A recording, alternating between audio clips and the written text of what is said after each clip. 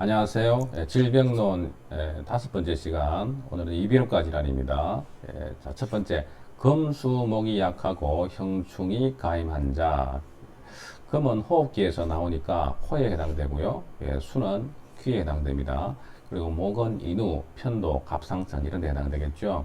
그래서 금수목이 각각 약하게 되면 이런 이비인후과 쪽에 질병이 오기 쉽고 형이나 충이 있으면 더욱더 심하다. 두 번째는 금수목이 너무 왕한 경우예요.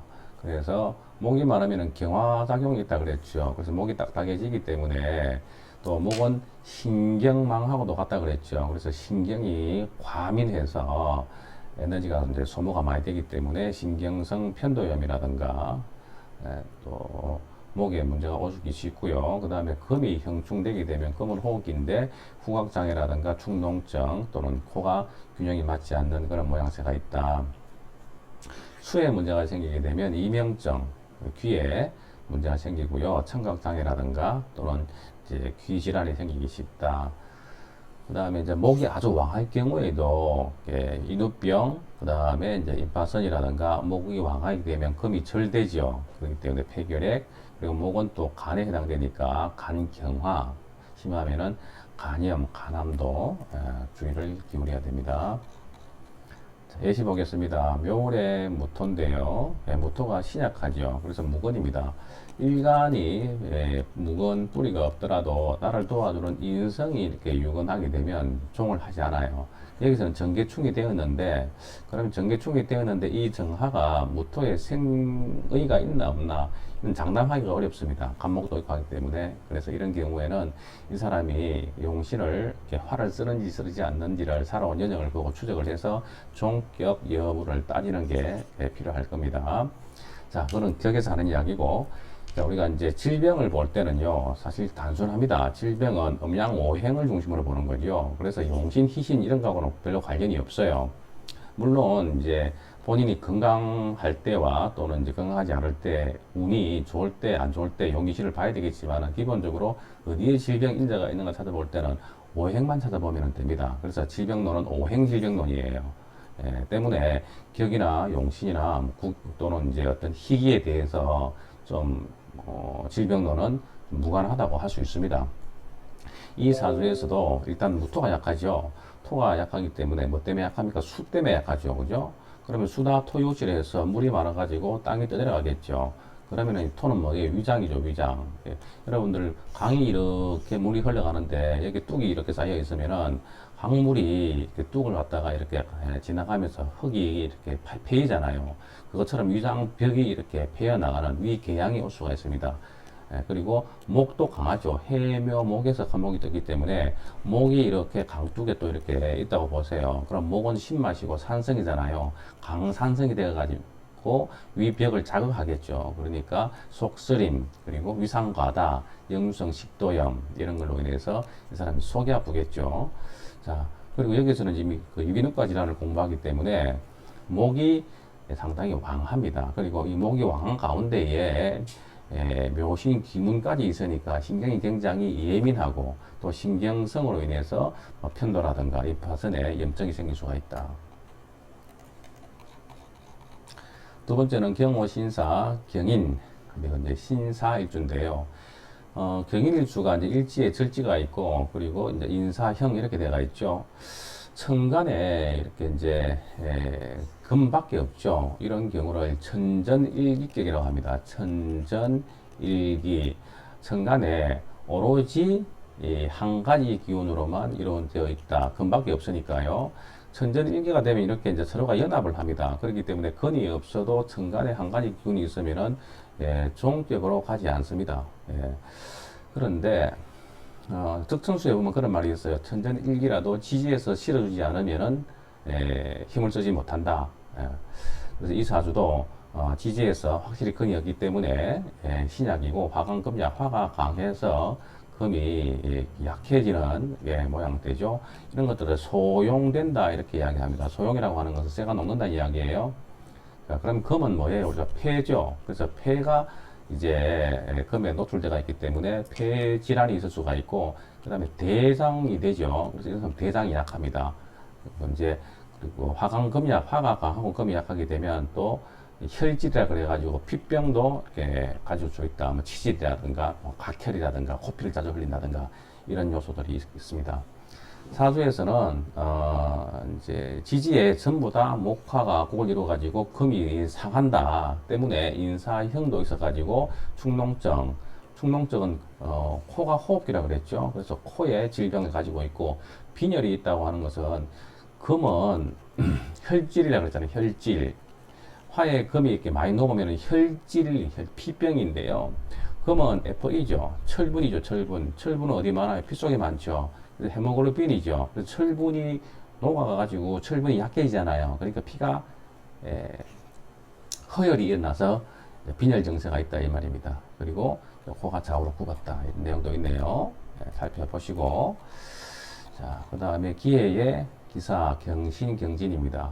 경신이 간여지동으로 천간의 인비태왕하고 지지에도 진토, 신금 강하죠. 사주가 용신을 쳐다보는데 금이 강하니까 화를 써야 되죠. 근데 사회충을 맞았는데 어떻게 해요? 어쩔 수 없습니다.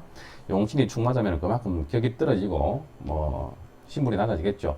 근데 여기서는 월지이기 때문에 이 병화를 쓸 수밖에 없습니다. 쓸 게 없잖아요. 자, 그런데 여기서는 이 사신형에서 일지에 있는 금이 이렇게 형이 되었죠. 그래서 내가 내 몸에 이렇게 형이 들어왔기 때문에 내 몸에 칼 된다는 의미가 있고, 역마형이라서 교통사고라든가 또는 이제 뭐 노상에서 또 부상을 당할 수 있는 요소도 있는데, 여기서는 금이 이렇게 형을 맞았기 때문에 내가 코 수술을 한번 받아보았다. 이런 액땜을 한 거예요, 이런 사람들은. 그래서 뭐 질병론이라는 게 우리가 몸에 일어날 수 있는 이제 병이나 또는 이제 그 증상들을 다 알 수는 없지만은 내 사주에서 오장육부를 포함한 각각의 이제 인체 기능을 어떻게 좀 이제 예방할 수 있느냐를 미리 알아보는 거예요. 예. 이민의 무신 기사기사 이 사주도 강하죠. 기사주인데 사주에서 신금이 보니까 사신형 인신충 이렇게 맞았죠. 용신은 기토가 강한 중에 상관생재해니까 생재해야 되니까 신금이 이제 용신인데 충을 맞았네요. 자, 그리고 여러분들 월지에 급제가 있을 경우에 반드시 이렇게 정제를 보면 안 됩니다.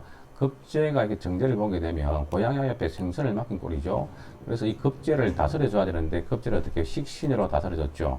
관성으로 다스리기 어려우니까 그죠. 그래서 고생금 금생수에서 상관생재 이렇게 했죠. 자, 그래서 이 사람은 간목이 신월에 태어나가지고 계절을 얻지 못했고 사명사를 놓아서 역시 편도선이 약하다. 이렇게 목이 타격을 받았다 이런 이야기네요. 참조하시고 자, 개축의 개해 임자 경자입니다. 온통 수국이죠. 물밖에 없네요 사주에. 그래서 윤합격. 그래서 이제 종왕격입니다. 종왕격은 일기, 하나의 기운으로만 따라간다는 거죠. 그래서 수왕신을 건드릴 수가 없기 때문에 수를 중심으로 금의 기운은 좋고 또 왕한 기운을 설계하는 목의 기운도 나쁘지 않겠죠. 그래서 인성, 비겁, 식상을 쓰는데 그 중에서 강한 기운을 설계하고 조를 도울 수 있는 목의 기운이 가장 좋다고 볼 수가 있겠습니다. 자, 그런데 여기서는 온통 수밖에 없으니까 수의 기운이 몰리죠. 그래서 이제 귀에 문제가 생긴다. 수기 태왕이다. 이런 사람도 청력이 예민하고 남이 듣지 못하는 소리도 들을 수가 있고요. 또 수의 기운이 이렇게 몰렸다는 것은 귀가 이명이 있다는 것은 또 어떻게 해요? 뭐 우리가 보기에는 이상하지만은 그 사람 입장에서는 정확한 음을 분석해낸다든가 또 음의 조합을 아주 잘 찾아낸다든가 그런 그 특이한 또 이제 성력을 지닌 수도 있다. 자, 그 다음에 기묘의 을해, 을묘, 기묘입니다. 사주에 온통 목국이죠. 그래서 기토, 이렇게 기토는 두 개 뿌리가 없죠. 살찌에 앉아 있어가지고 두 개 날아갔죠.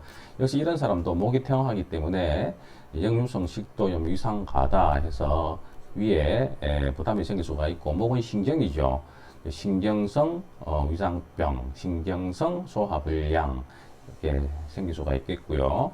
또 겨울에 얼어 있죠. 수목 원결이니까 신경이 얼었죠. 신경이 얼었다 보니까 이렇게 몸이 이제 그 근통, 골통, 근육통, 신경통, 신경이 얼었잖아요. 그러니까 얼마나 아프겠어요, 그죠?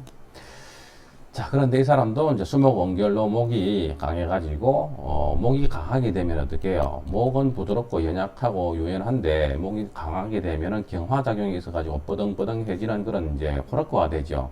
그래서 강절, 태강적절이라는 말이 있어요. 태강적절. 너무 강하게 되면 끊어진다. 그래서 목 편도염이 있었다. 고생했다. 자, 참고로 재미로 보세요. 귀에서 소리가 난다는 것은 몸에 허기가 있다는 겁니다. 그래서 간이나 신장 또는 다른 장부의 문제로 인해서 신호를 주는 거니까 몸에 보약으로서 몸을 보호해야 되고요. 그리고 사주가 왕한 경우에 머리가 아프다 그러면 귀를 뚫는 거는 좋대요. 하지만 신약자가 귀를 뚫는 거는 좋지 않다고 이야기합니다. 관상적으로 이제 코는 되게 본인의 의지 관철에 해당되기 때문에 코가 이렇게 굽다 그러면 굽었다 그러면은 초질관이 안 되고 또 의리가 부족하다 이렇게도 이야기하고요. 또 코는 금에 해당되죠. 금은 의리지상이니까 의리가 부족하다 이 말입니다.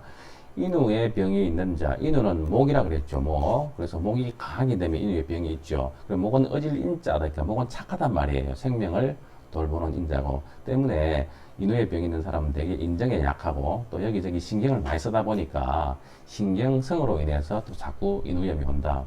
음성이 둔탁한 경우에는 파열음이 나는 경우에도 잔인한 경우가 많다.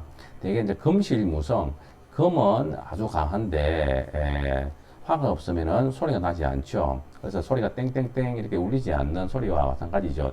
그래서 쇠 소리가 난다 이 말이죠. 그러다 보니까 이런 사람들은 금이 강한 경우에 파열음이 난다. 그럼 금은 살성을 가지고 있는 숙살기잖아요. 때문에 성격이 좀 냉혹하고 잔인한 측면이 있다. 끊고 맺는 거 이런 것들이 너무 좀 이제 인정스럽지 못하다 이 말이죠.